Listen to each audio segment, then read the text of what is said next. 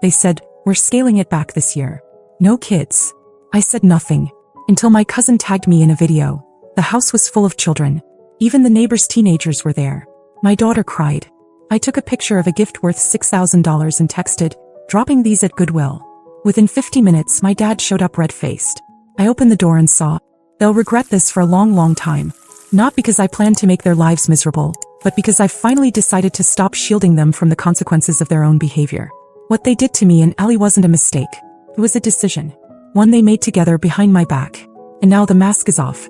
It started with a phone call from my mother 2 weeks before their big 40th anniversary party. She said they were scaling it back this year. Just a small gathering, adults only. "We want it quiet, just the core group," she told me. "No kids running around. You understand, right?" I said I did. And hung up. Ellie had already been working on a scrapbook for them. She's 10 and she has this quiet, thoughtful way about her. For 3 weeks she came home from school, went straight to the dining table and carefully pieced together photos, old newspaper clippings, little quotes, pressed flowers. She even made space for all the kids in the family to sign their names. She was so proud of it. I didn't tell her she wasn't invited. I couldn't. I just said we'd be celebrating another way this year, something more grown up. She didn't complain. She just kept working on her gift. Saturday night came. We stayed home, watched a movie, ate popcorn. I didn't open Instagram. I didn't check texts. I avoided it all. But the next morning I got tagged in a story by my cousin Daniel. I clicked on it without thinking. And there was a giant rented tent in my parents' backyard. Champagne fountains. Fairy lights. A live jazz band. A balloon arch spelling out 40 years of love. And kids. Everywhere. Amanda's twins were dancing in front of the band. Jocelyn's youngest was smashing cupcakes into his hair while my dad laughed. Even the neighbors' teenagers were doing TikToks in the background. I watched the video 3 times before Ellie walked in and saw it. She didn't ask questions. She just looked at the screen, then turned and went back to her room. I waited 10 minutes before I walked in. The scrapbook was sitting on her desk, perfectly wrapped with silver ribbon. She'd drawn little flowers on the tag and in her neat handwriting, "To Grandma and Grandpa, I love you." I stood there for a long time. Then I walked into my closet and took out the gift I had meant to surprise my parents with. A trip to Hawaii. 5 nights at a 5-star resort, ocean view, spa credits included. $6,000, all prepaid, non-refundable. I snapped a photo of the envelope and sent it to the family group chat. No caption. Just the image. Then I followed up with, "Dropping these at Goodwill." Nothing for nearly an hour. Then came the pounding at my front door. It was my dad. No jacket. No smile. Just red-faced and rattled. He said my name like it meant something. Like it still carried weight. But standing there watching him stumble over excuses, I realized something I hadn't let myself believe before. They only treated me like family when they needed something. And now that was over. My dad didn't even wait for me to invite him in. He stood there on my porch like he expected the door to fix things. Like the last 24 hours hadn't happened. Like I hadn't just watched Ellie stare at a screen while her face slowly crumbled. He started talking before I said a word. Something about how Amanda handled the invites, how Jocelyn wasn't even sure who was coming, how they assumed it would just be easier without kids. Easier. As if excluding Ellie from her grandparents' anniversary was a matter of convenience. I didn't move. I didn't give him an inch. He stopped, waited for a reaction, then muttered something about how it was just a misunderstanding and left. But that moment snapped something inside me that had been stretched too thin for too long. Because they always came around when they needed something. I remembered the night my mom called crying after her surgery, needing someone to help her into bed. Amanda didn't answer. Jocelyn said she was out of town. I drove across the city at midnight and stayed for 3 days. Didn't even pack a bag. I remembered when my dad's transmission blew out and he just needed something reliable to get to work. I used my credit, put down the deposit, paid the first 6 months of insurance, registered the car in his name to keep it simple. He never even said thank you. Then there were the money transfers that started off as just this once and turned into an endless cycle of guilt and expectation. Amanda's mortgage shortfalls, Jocelyn's student loans, car repairs, vacations booked before rent was paid. They always came to me because they knew I'd say yes. And when I didn't, they'd freeze me out. But this time they hadn't just frozen me out. They'd excluded Ellie. They hadn't just hurt me. They humiliated her. And that changed everything. I didn't even wait until morning. That night, I logged into my bank account and canceled the automatic payments on the car insurance. Then I removed the monthly transfer I'd set up to cover Amanda's student loan interest. I flagged Jocelyn's Venmo handle as blocked. Petty? Maybe. Necessary? Absolutely. The next morning, I drafted a simple message and sent it to both of my sisters. Going forward, I won't be covering any financial support for either of you. I wish you both the best. Amanda replied 2 hours later with nothing but a thumbs up emoji. Jocelyn left me on read. By evening my mom called. I didn't pick up. That same night, Ellie asked if Grandma and Grandpa liked her scrapbook. I sat down beside her and told her the truth. That they didn't see it. That they didn't want kids at the party, even though a bunch of other kids were there. I didn't sugarcoat it. She's 10 but she's not stupid. She didn't cry. Not in front of me. She just said, maybe we can give it to someone who actually wants it. That sentence felt like a knife. Not because it was harsh but because she meant it. They'd burned the last piece of goodwill I had left. All the late-night phone calls, the rushed wires, the cancelled plans, the quiet sacrifices, all of it ended here. I knew what had to come next. They weren't just going to feel a cold shoulder. They were about to feel what life was like without me holding everything together. By Tuesday morning things started moving fast. My mother texted first. Just a casual, hey, can we talk? Like we hadn't just been pretending my child didn't exist. I ignored it. A few hours later, Amanda sent a photo of her youngest with a huge grin, holding up a drawing. Look what Ava made for her cousin Ellie. No caption. No explanation. I didn't respond. That evening, Jocelyn finally broke her silence with a paragraph about how she had no idea kids were going to be there, and how she felt so bad about it. But she didn't apologize. Not really. Just enough to test if the door was cracked open. Then came the kicker. On Wednesday, my dad texted, having issues with the insurance payment on the car. Did it not go through? I let that one sit until Thursday. Then I wrote, I canceled it. Since I won't be covering anything anymore, I suggest switching it over to your account. No reply. By Friday, the group chat that had been dead silent all week suddenly lit up. Pictures of Ellie. Old ones. Amanda digging up memories from 5 years ago. Ellie in a Halloween costume. Ellie with frosting on her face. Ellie holding Amanda's twins when they were babies. Then Jocelyn followed with a long, overly warm message about how we should plan something with all the kids soon. No mention of the party. No accountability. Just pure deflection. I knew what they were doing. They were trying to use Ellie to wedge their way back in. Because they thought that even if I was mad, I wouldn't let my daughter be the reason the family drifted apart. But they already made that decision. So I texted back, we're taking some space. Please don't involve Ellie in this. That's when things turned. That same evening my dad showed up again. This time with my mom. They didn't even ring the bell. Just stood outside until I noticed them through the kitchen window. I opened the door enough to hear my mom say, can we at least talk inside? I didn't move. She said they made a mistake. That they didn't mean to hurt Ellie. That things just got miscommunicated. Then my dad added something that finally made me speak. He said, it's not like we excluded her on purpose. I looked him dead in the eye and said, yes, you did. Then I handed him a manila envelope, title and registration documents for the SUV. I had been tracking this moment for days. The car was still in his name, but it had been fully paid off. By me. Every payment, every service. And I had prepared a legal transfer to reclaim ownership. It was signed. All I needed was his signature to move it into my name. I'm taking the car back, I said. You can leave the keys in the mailbox by Monday. He didn't argue.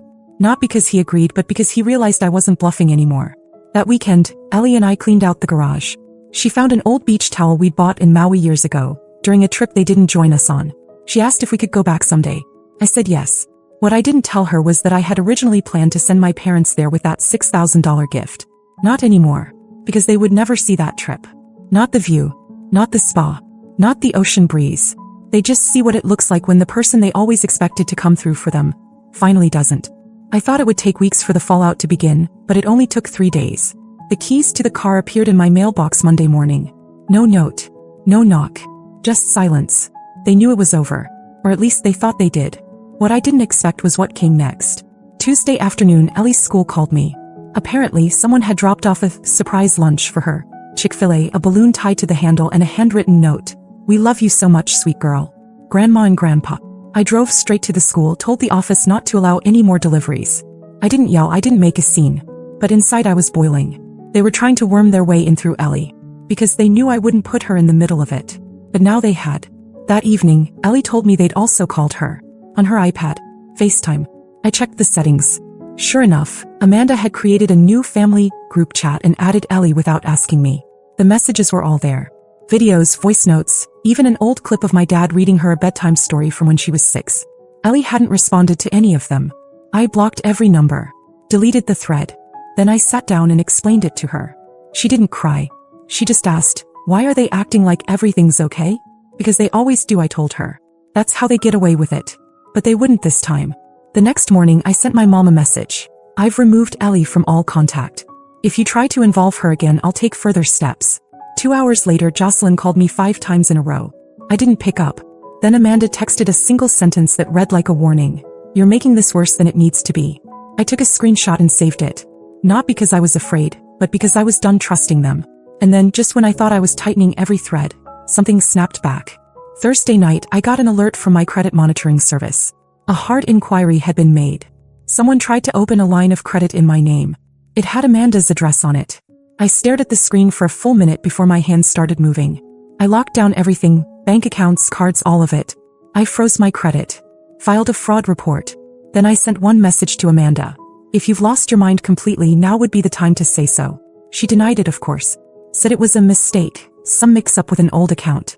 But the timing, the address, the name on the inquiry, it was a message. They weren't just angry. They were spiraling. So I made a decision. I had been holding back one more thing. One last thread they still thought they could tug on: rent. My parents had been living in a duplex I bought 7 years ago. I let them live there practically free, paying only utilities. The lease was informal. The arrangement quiet. Family. Trust. That night I called my lawyer. Had her draft a notice. Lease terminated. 90 days. And I planned something else too.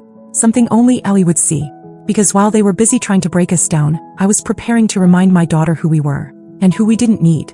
They thought they could erase what they did with a balloon and a sandwich. They had no idea what was coming next. The 90-day notice was delivered by courier that Monday morning. My mom signed for it. Within 10 minutes, my phone lit up like it hadn't in weeks. Missed calls from both parents. A dozen texts between Amanda and Jocelyn in the group chat they forgot I had muted. The panic was immediate. But I didn't answer. I didn't explain. I didn't justify. They had made choices and now they were going to live inside the world they built. By Wednesday, my mother was leaving voicemails that shifted from shock to pleading. Just tell us what we did wrong, she said in one. The same woman who told me not to bring Ellie to her anniversary party was now begging me to reconsider splitting up the family. I didn't respond. Thursday afternoon, Amanda showed up at Ellie's school. That crossed a line I hadn't even thought to guard. She didn't get far. The school knows me, knows the situation now. They kept her in the office until she left. I got the call 20 minutes later. Ellie didn't find out. She was in music class, thankfully. But I did. And I was done playing the silent card. I called Amanda. First time in weeks. I said one sentence. If you go near my daughter again, you'll have to explain it to a judge. She started crying, full panic, saying she didn't mean anything by it, she just wanted to talk to her, that Ellie deserved to know this wasn't her fault. I said, it is her fault. Because you made it that way. Then I hung up. The next day, Jocelyn tried to triangulate. She called from a different number and left a voicemail pretending to be one of Ellie's friends' moms, inviting her to a birthday picnic. I called the number back and it went straight to voicemail, Jocelyn's voice. I documented everything. The rent payments stopped coming, not that there were many to begin with. My lawyer sent a follow-up about the car, just to formalize the title change in case they tried to pull anything clever. She added a clause about property left on the premises. We both knew they'd make it ugly. And through it all, I kept Ellie out of the storm. I told her we were moving soon, not us but them. That we were going to make space for people who actually cared. She nodded and asked if we could decorate their old room into an art studio once they left. I said absolutely. That weekend we went shopping. Just the two of us. We picked out new canvases, paints, brushes, and a table that folded out for her sketching pads. We passed a travel agency booth in the mall and I let her browse the posters.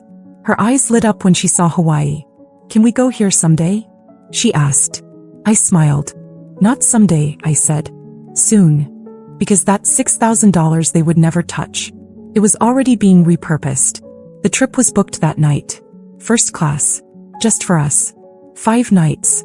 Beachfront. No guilt. No drama. Just a mother and daughter healing in peace.